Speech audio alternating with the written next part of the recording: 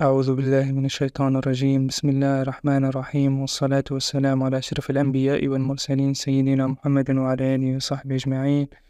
رب اشرح لي صدري ويسر لي أمري واحلل عقدة من لساني يفقهوا قولي ببركة ومدد سيدي محمد فوزي الكركري قدس الله سره الشريف. Navigating spiritual obedience. When you visit the Shaykh, you must ensure to fulfill his directives precisely. If he advises you to wear the muraqqa'a, the patch clock, then obey him. Consider the story of a tanner Shaykh. One day he was washing skins when a disciple passed by. The Shaykh asked him to remove his shoes and help him. They toiled together, and after the Shaykh's death, the disciple himself became a Shaykh.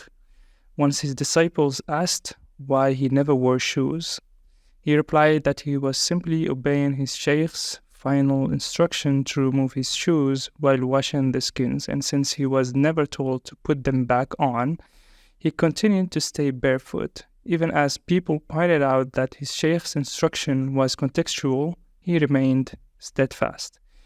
He claimed that since his Shaykh has told him to remove his shoes, he would remain shoeless.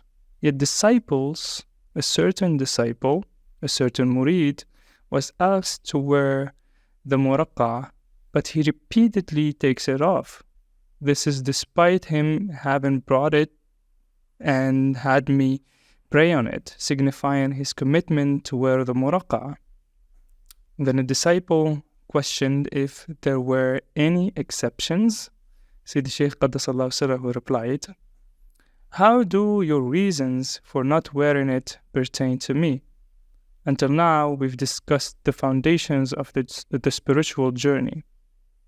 However, if you wish to discuss reasons not to do certain things, understand that I have never explicitly instructed anyone to wear the patch clock. The day I donned it, I did it for myself. And when I removed it, it was also for my own reasons. My actions and my prayers serve my personal relationship with my Lord. It's up to the disciples behind me to choose their own paths. They should follow the Imam, not expect the Imam to follow them. Some disciples may not perform the prayer correctly or follow my method of praying, but I never point this out.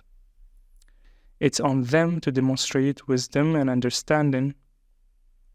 If they argue, but the Shaykh didn't tell me to do this or that, these individuals are according to the masters of this art, disrespecting the sanctity of the mosque.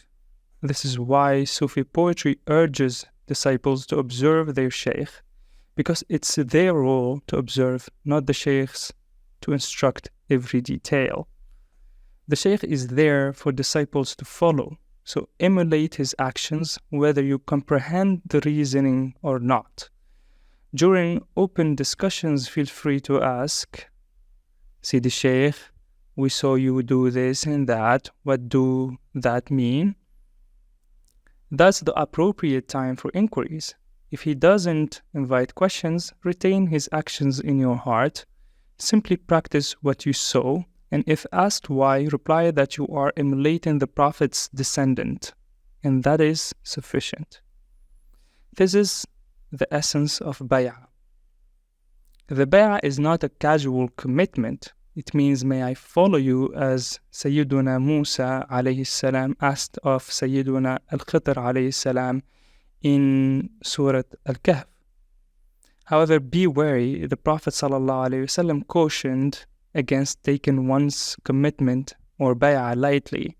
He said, sallallahu alayhi wasallam, whoever retracts from obedience will meet Allah Jalla Jalaluh on the last day with no justification, and whoever dies without a bay'ah, without a spiritual commitment around his neck, dies a death of ignorance.